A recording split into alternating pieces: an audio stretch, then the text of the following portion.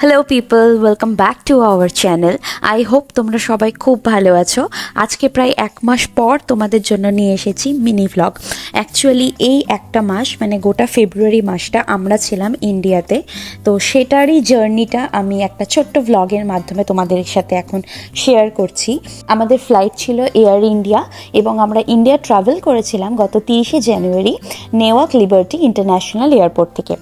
এই এয়ারপোর্টটি আমাদের বাড়ি থেকে অনেকটাই কাছে। আমাদের যেহেতু দুপুর 11:30টায় ফ্লাইট ছিল, তাই আমরা 7:30টার দিকে বাড়ি থেকে বেরিয়েছিলাম এবং হাফ অ্যান আওয়ারের মধ্যে আমরা এয়ারপোর্ট পৌঁছেও গেছিলাম। আর অত সকালে যেহেতু আমরা বাড়ি থেকে কিছু খেয়ে বেরোইনি, তাই এয়ারপোর্টে পৌঁছে সবার প্রথমে আমরা ব্রেকফাস্টটা সেরে নিয়েছিলাম। এই প্রথমবার আমি আর প্রলয় একই সাথে সিট পাইনি, মানে একই রোতে, কারণ আমাদের সিট পড়েছিল 34G এবং 34H।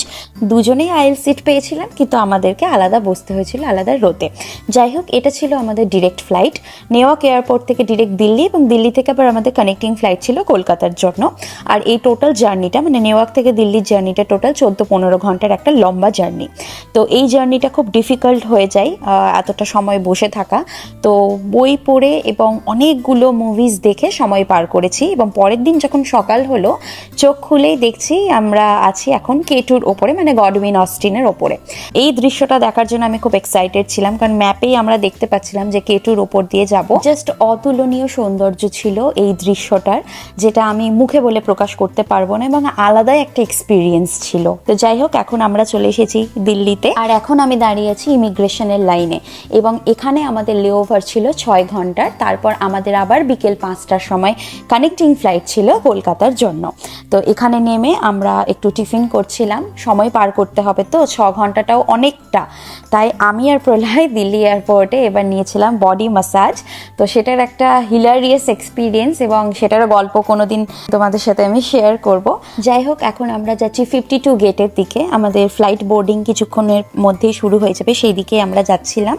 সো এইসবের মাধ্যমে ওভারঅল একটা টানা 20-22 ঘন্টার লম্বা জার্নির পর ফাইনালি আমরা চলে এসেছি কলকাতাতে, এবং এখন আমরা দেখো গাড়িতেও উঠে পড়েছি।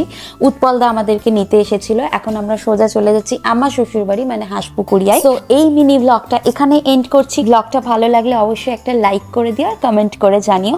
আর এরকম আরও মিনি ব্লগ দেখতে চাইলে অবশ্যই আমাদের চ্যানেলটা সাবস্ক্রাইব করে দিও। সবাই খুব ভালো থেকো, দেখা হচ্ছে নতুন একটা মিনি ব্লগে। Bye bye.